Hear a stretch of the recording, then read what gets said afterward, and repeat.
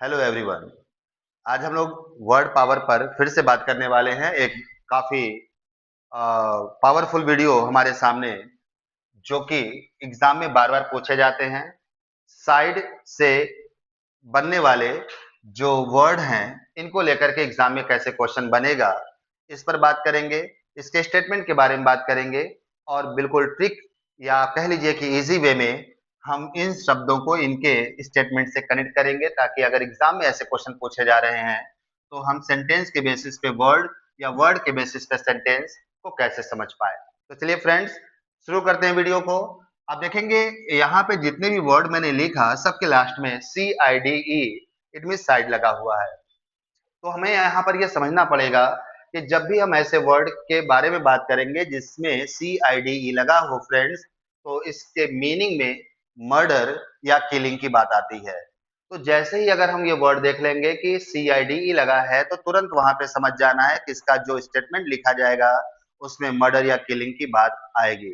अगर हम इसको दूसरे तरीके से देखें, तो कोई भी अगर सेंटेंस आपके सामने लिखा हुआ आ रहा है और उसमें मर्डर या किलिंग की बात हो रही है फ्रेंड्स, तो समझ जाने की जरूरत है कि इसके लिए जो एक वर्ड बनेगा उसमें CIDE हमें दिखेगा। तो इस तरह से हमारे एग्जाम में वन वर्ड सब्स्टिट्यूशन के जो क्वेश्चन पूछे जाते हैं उसको हम इजी बनाते हैं और वर्ड को ट्रिकी वे में, इजी वे में हम लर्न करते हैं। तो चलिए आइए देखते हैं।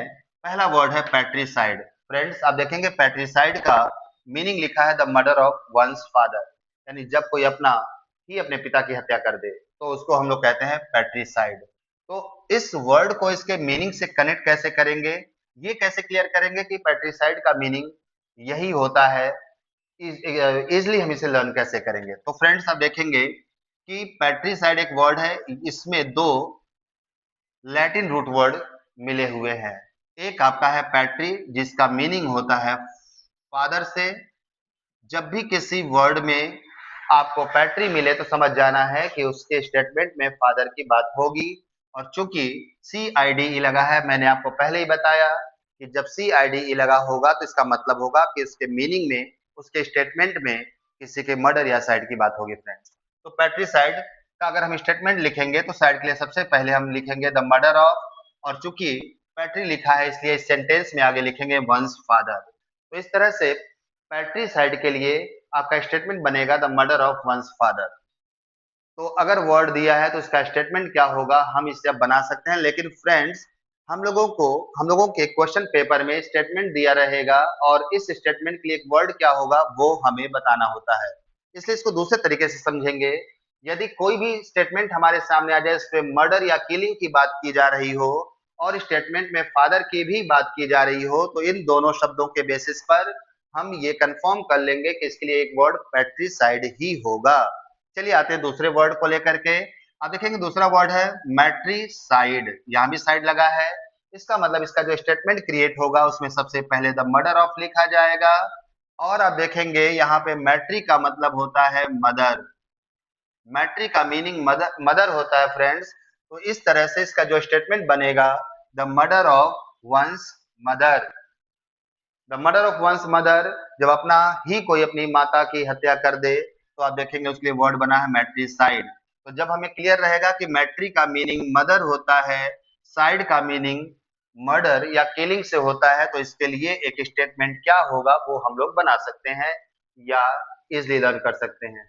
अगर हम दूसरे तरीके से इसको देखें, तो आप सेंटेंस के बेसिस पर इसका वर्ड कैसे गेस करेंगे। तो आप देखेंगे कि जब सेंटेंस में मर्डर या किलिंग दिया हुआ हो और उस सेंटेंस में मदर की भी बात चल रही हो, तो फ्रेंड्स इन दोनों शब्दों के बेसिस पे हमें ये क्लियर कर लेना होता है कि इसके लिए एक वर्ड बनेगा मैट्रिसाइड। चलिए नेक्स्ट वर्ड के बारे में बात करें, तो नेक्स्ट वर्ड हमारा लिखा है मार्टिसाइड। तो फ्रेंड्स, साइड की वजह से स्टेटमेंट स्टार्ट होगा द मर्डर ऑफ या द किलिंग ऑफ से, और इसके साथ जुड़ा हुआ है मार्टी। तो मार्टी का मीन होता है हस्बैंड, हस्बैंड। तो आप देखेंगे कि इसका जो स्टेटमेंट बनेगा the murder of one's husband. तो जब हम वर्ड से सेंटेंस क्रिएट कर सकते हैं फ्रेंड्स, तो हम लोग सेंटेंस से वर्ड को कैसे गेस करेंगे। तो मैंने बताया कि जब आपको स्टेटमेंट में मर्डर या किलिंग मिले और यहाँ पर हस्बैंड मिले, तो इजली हम लोग इसके लिए एक वर्ड मार्टिसाइड को चूज करेंगे। तो इसलिए हम लोग इसके लिए मल्टीसाइड वर्ड बना लेंगे। चलिए आते हैं अगले वर्ड पर। नेक्स्ट वर्ड लिखा है सोरोरीसाइड, सॉरी अक्सोरिसाइड। अगर अक्सोरिसाइड की बात करें तो इस वर्ड के भी लास्ट में हमें सी आई डी मिल रहा है। इसका मतलब इसका जो स्टेटमेंट बनेगा फ्रेंड्स, वो आपका द मर्डर ऑफ या द किलिंग ऑफ से स्टार्ट होने वाला है। और चूंकि साइड के साथ हमें अक्सोरी मिल रहा है तो अक्सोरी का मीनिंग वाइफ से होता है फ्रेंड्स। इसका मतलब है कि इसका स्टेटमेंट जो बनेगा इसमें the murder of one's wife होगा, वंस वाइफ।